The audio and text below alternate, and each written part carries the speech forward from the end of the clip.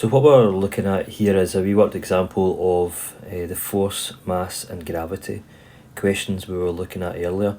Now we're going to have a look at two different styles that you'll be asked. Okay, so calculating the force in this first example here, and then actually having the force and calculating the mass in the second example. Okay, so let's have a look at the first one just now. It says a person has a mass of 65 kilograms and stands on a diving board. Calculate the size of force exerted on the diving board. That just means the amount of force that person is placing on the diving board. Okay, so let's have a wee look and see what we would do with this one. What you can do is you can get a wee list of everything that you've got in your question. So we know from earlier that we're dealing with the force, we're dealing with the mass, it's a small m, and gravity, a small g as well. Okay, so we're looking for anything that's going to help us out in our question there to be able to help us calculate this. So as we read through it, it says a mass of 65 kilograms, so we're going to use that wee figure there. And although it doesn't tell us here, this is going to happen on Earth, so we're dealing with the gravity is 9.8. So we'll get those numbers in just now. So we've got the force, we're still trying to work that out, we don't know that at the moment. We're going to type in, write in 65 for your mass here. Okay, that's what's given in question, and 9.8 was the acceleration of gravity on Earth, so 9.8 is the number you need to remember. What we're looking at now then is the formula, so we'll look at F equals m times g. Okay, so F equals m times g. This is, maybe some of you have done algebra and maths, this is you looking at letters here in a formula, and then we're going to replace these letters with some numbers just now. Alright, so force is what we're looking for, so we'll get that down in the next line. So we're looking for force equals, and all we're going to do here is we're going to replace the numbers, replace the letters here with the numbers that we know that match up the same values. So we've said over here m equals 65, so we'll put 65 in instead of m there, and then instead of g we're going to put in 9.8. Okay, so 9.8 goes in there, and that's always going to be 9.8 for gravity. Okay, and you need your calculator for the next wee section there. You go away and do that wee sum on calculator, and you'll get 637 newtons. Alright, so that's your final answer for your force there. And what you'll find is you'll get a mark for putting that first line in, for recognising that it's the force that you need to calculate. Another mark here for getting the numbers, the correct numbers in place.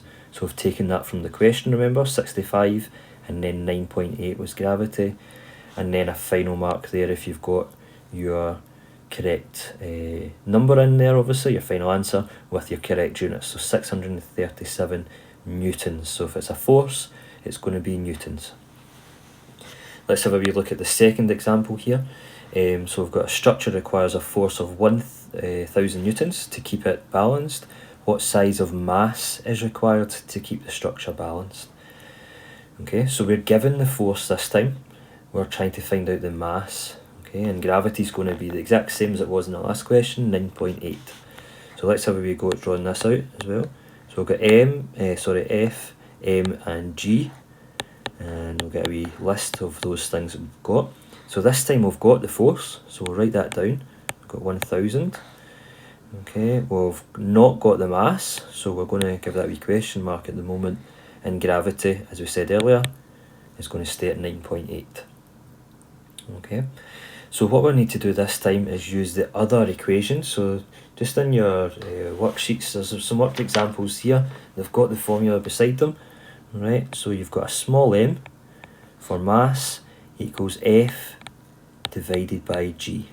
Oh, sorry. F divided by G, or you can do it F over G. Okay, so you don't need to do both. It could be F over G. Okay, it doesn't matter which you prefer to write. It really doesn't matter at all. So we've got mass equals F divided by G. Again, like the last the first question there, we're going to transfer our numbers in. So we saw over here that we've got 1,000 from our question there. 1,000 is going to be our force, and then 9.8 is going to be the gravity. So that's what we're going to try and put into our next line there. So mass, m for mass equals 1000 divided by 9.8. Okay, it doesn't matter how you show that there, so it's like a fraction there, 1000 divided by 9.8, or if you do the wee division symbol, it really doesn't matter, it's exactly the same thing. Okay, and then what you'll want to do at that stage there is then just go and use your calculator there and see if you can get your answer for that wee calculation. So you 1000 divided by 9.8, okay, and that's going to give you, it's going to give you a big long number, okay, but all we're interested in is the first few numbers there, okay, a whole number if you like. So 102 is what we would round that down to, and our units for mass is in kilograms, so we'd use that as our unit there, and that would be your final answer. So you've got a final answer of 102 kilograms there for that last one, and like the first one there, you're getting 1 mark for your first line of working, another mark for your second line of working, and your third and final mark for the answer with your units in there as well.